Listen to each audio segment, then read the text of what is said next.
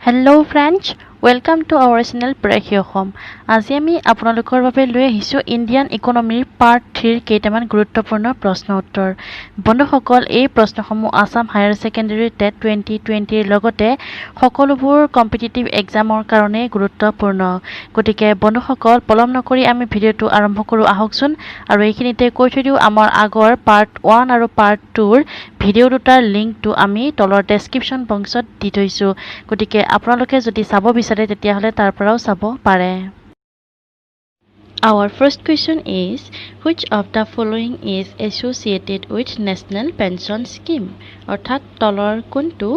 national pension schemeৰ সৈতে জড়িত and these are the options বন্ধুসকল ইয়াৰ শুদ্ধ উত্তৰটো হ'ব option number C department of post আৰু মনত ৰাখিব নেশ্যনেল পেঞ্চন স্কিমখন লঞ্চ কৰা হৈছিলে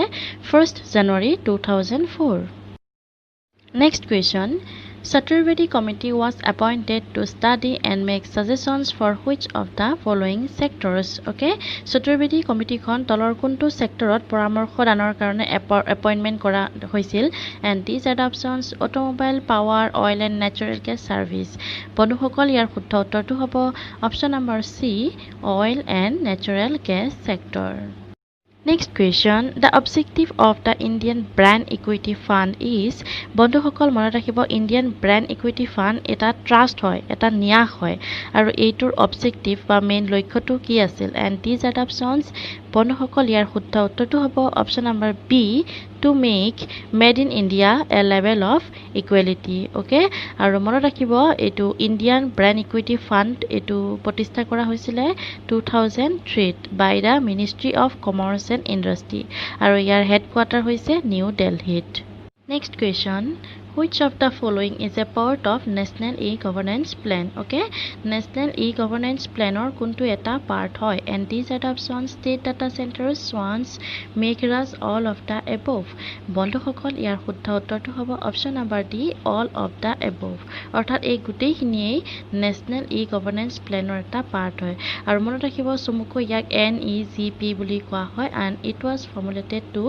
make all government services available for the citizens of India via electronic media okay NEGP to কিয় বনোৱা হৈছিলে যে সৰকাৰি সকলোবিলাক সাৰ্ভিস ভাৰতৰ মানে নাগৰিকৰ কাৰণে এভেইলেবল কৰিবলৈ কিহৰ জৰিয়তে এভেইলেবল কৰিব via electronic media okay electronic mediaৰ জৰিয়তে এভেইলেবল কৰিবৰ কাৰণে এই প্ল্যানখন বনোৱা হৈছিলে আৰু কেতিয়া বনোৱা হৈছিলে 18 মে 2006 চনত আৰু ইট ইনক্লুড কৰিছিলে 27টা মিছন মুড প্ৰজেক্ট বন্ধুসকল এই ইনফৰমেশনখিনি মনত ৰাখিব Next question Which article of Indian Constitution ensures right of free and compulsory education for children okay ভাৰতীয় সংবিধানৰ কোনটো আৰ্টিকলে শিশুসকলৰ ফ্ৰী আৰু কম্পালসৰি এডুকেশনৰ কথা কয় and these are the options বন্ধুসকল ইয়াৰ শুদ্ধ উত্তৰটো হ'ব option number B article 21A আৰু মনত ৰাখিব এই যেটো ৰাইট হেতু Through the Right of Children to Free and Compulsory Education Act 2009 দ্বাৰা অনা হৈছিল আৰু ইয়াৰ দ্বাৰা 6 পৰা 14 বছৰৰ বয়সৰ ল'ৰা-ছোৱালীসকলক স্কুললৈ যোৱাটো বাধ্যতামূলক কৰা হৈছিল আৰু এই যেটো ৰাইট হেতু পৰে ৰাইট টু ফ্ৰীডম আমাৰ 6টা যিটা মৌলিক অধিকাৰ আছে তাৰ ভিতৰত 2 নম্বৰ যেটো মৌলিক অধিকাৰ আছে স্বাধীনতাৰ অধিকাৰ ৰাইট টু ফ্ৰীডম হেইটোৰ ভিতৰতেই পৰে Our next question is the cash crop which earns maximum foreign exchange for India is তলত থকা কোনটো শস্য ভাৰতলৈ সকলোতকৈ বেছি ফৰেন এক্সচেঞ্জ কঢ়িয়াই আনে and these are the options tea jute tobacco rubber বন্ধুসকল ইয়াৰ শুদ্ধ উত্তৰটো হ'ব অপচন নম্বৰ এ টি অৰ্থাৎ চাহে ভাৰতলৈ সকলোতকৈ বেছি ফৰেন এক্সচেঞ্জ আনে আৰু এখিনিতে মনত ৰাখিব এই ক্যাশ ক্ৰপ বিলাক these products produced for the commercial value okay বাণিজ্যিক লাভালাভৰ কাৰণে এই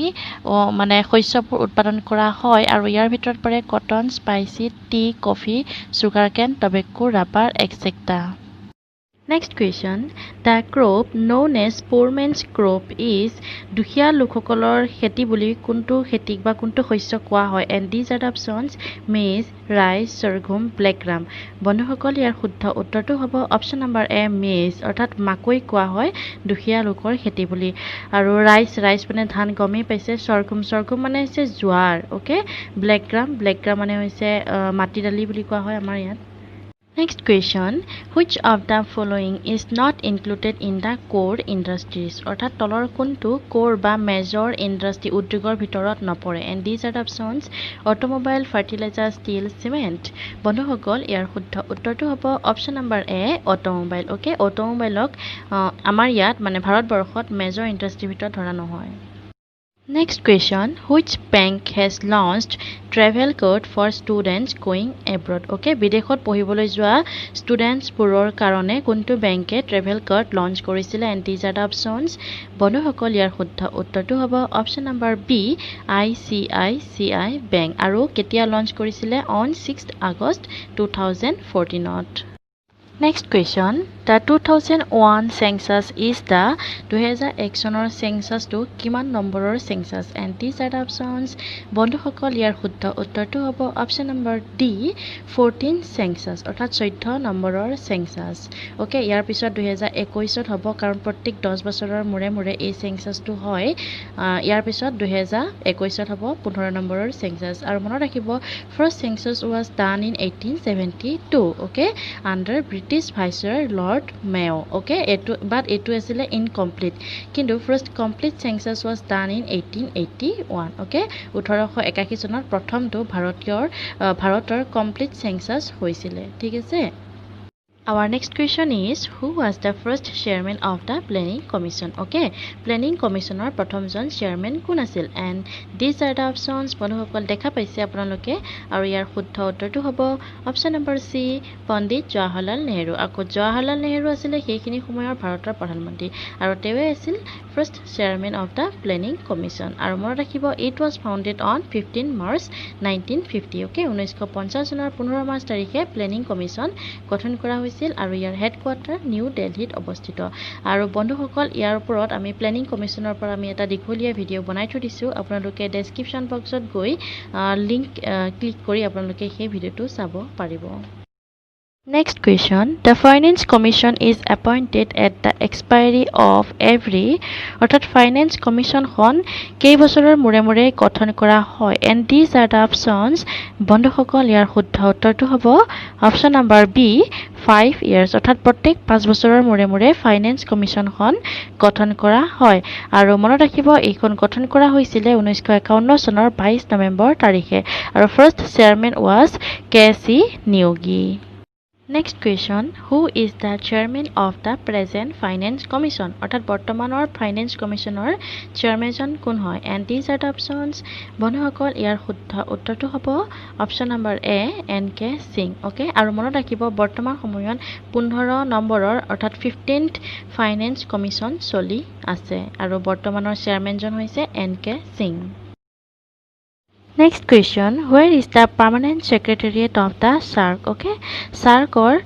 permanent বা স্থায়ী secretariat সচিবালয় ক'ত অৱস্থিত and these are the options বন্ধুসকল ইয়াৰ শুদ্ধ উত্তৰটো হ'ব option number C Kathmandu okay SARC or মুখ্য বা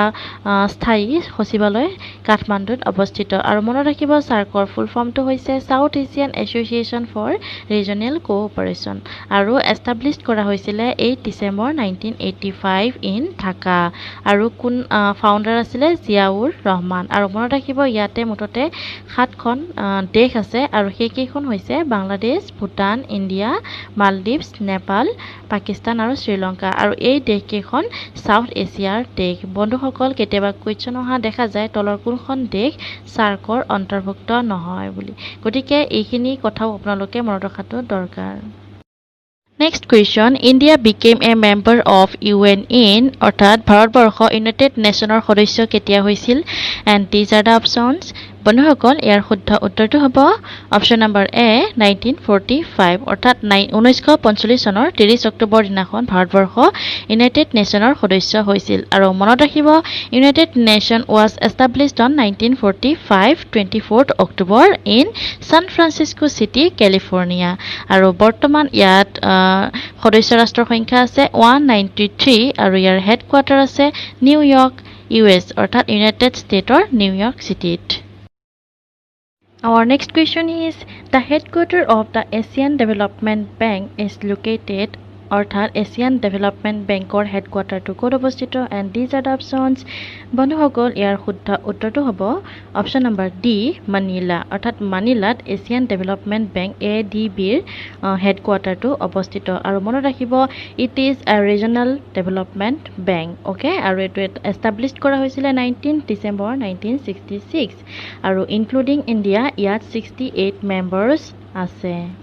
Next question, Bimol is a brand of which company? Okay, Bimol kuntu company brand hoy and these are the options. বন্ধুসকল ইয়াৰ শুদ্ধ উত্তৰটো হ'ব option number A Reliance. Okay, আৰু মনত ৰাখিব it was the first textile mill of Reliance and established in 1966 at Neroda. আৰু লগতে এইটো মনত ৰাখিব Bimal Ambani was the nephew of Dhirubhai Ambani. গতিকে Bimalটো Reliance companyৰ এটা brand হয় Next question, the world's largest clock brand is পৃথিৱীৰ আটাইতকৈ ডাঙৰ clock brand কোনটো and these are the options Titan, সময়, অজন্তা, HMT বন্ধুসকল ইয়াৰ শুদ্ধ উত্তৰটো হ'ব option number C Ajanta okay Ajanta পৃথিৱীৰ আটাইতকৈ ডাঙৰ clock brand আৰু অজন্তা প্ৰতিষ্ঠা কৰা হৈছিলে 1971ত Next question, pure gold is of and these are the options. বন্ধুসকল ইয়াৰ শুদ্ধ উত্তৰটো হ'ব option number B 24 carat. Pure gold 24 carat সোণ থাকে আৰু ইয়াৰ শতাংশত প্ৰকাশ কৰিলে হ'ব 99.9 অৰ্থাৎ পিওৰ গোল্ডত 99.9% গোল্ড থাকে আৰু ইয়াক 24 carat হিচাপত গণনা কৰা হয় Next question, the first postal stamp released in Assam in the name of which writer? Okay, অসমত প্ৰথমতে postal stamp কোনজন অসমীয়া লিখকৰ নামত ৰিলিজ দিয়া হৈছিল and these are the options Hemchandra Goswami Hem Barua Lakshminath Bezbaroa Jyotiprasad Agarwala বন্ধুসকল ইয়াৰ ভিতৰত শুদ্ধ উত্তৰটো হ'ব option number C Lakshminath Bezbaroa Next question, hectograph is an office-used equipment which serves the purpose of বন্ধুসকল হেক্টোগ্ৰাফ হৈছে এটা অফিচত ব্যৱহাৰ কৰা এটা সঁজুলি আৰু ইয়াৰ কাম কি বা ইয়াৰ কি পাৰপাজত ব্যৱহাৰ কৰা হয় and these are the options বন্ধুসকল ইয়াৰ শুদ্ধ উত্তৰটো হ'ব option number C duplicating office documents okay অফিচৰ ডকুমেন্টছ বিলাক ডুপ্লিকেট কৰিবৰ কাৰণে হেক্টোগ্ৰাফ ইউজ কৰা হয় Next question, black money is কলাধন কি and these are the options বন্ধুসকল ইয়াৰ শুদ্ধ উত্তৰটো হ'ব income of which payment of tax is evaded অৰ্থাৎ যিটো ইনকামৰ মানে পেমেণ্টে টেক্সৰ পৰা বহিৰ্ভূত হৈ ৰয় সেইটোৱে হৈছে ব্লেক মানি অৰ্থাৎ যিহৰ পৰা চৰকাৰে টেক্স লগাব নোৱাৰে Which of the following is a commercial bank তলৰ কোনটো বাণিজ্যিক বেংক হয় and these are the options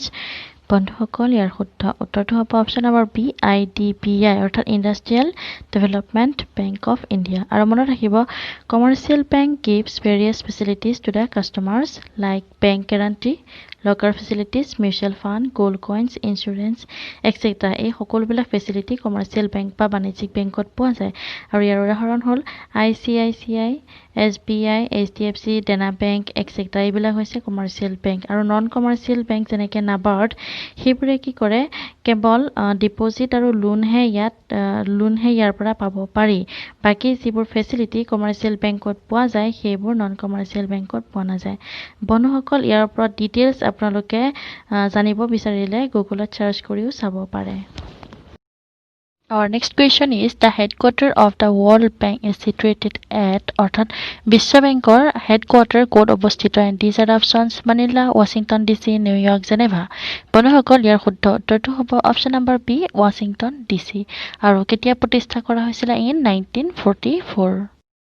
বন্ধুসকল আজি আমাৰ শেষৰটো প্ৰশ্ন হ'ল the largest producer of paper in India is ভাৰতৰ আটাইতকৈ বেছি কাগজ উৎপাদনকাৰী ৰাজ্য কোনখন and these are the options West Bengal Maharashtra Uttar Pradesh Tamil Nadu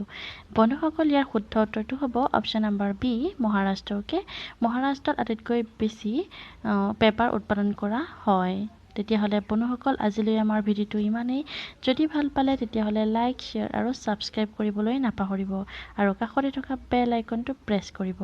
তেতিয়ালৈকে ধন্যবাদ থেংক ইউ থেংকছ ফৰ ৱাচিং দিছ ভিডিঅ'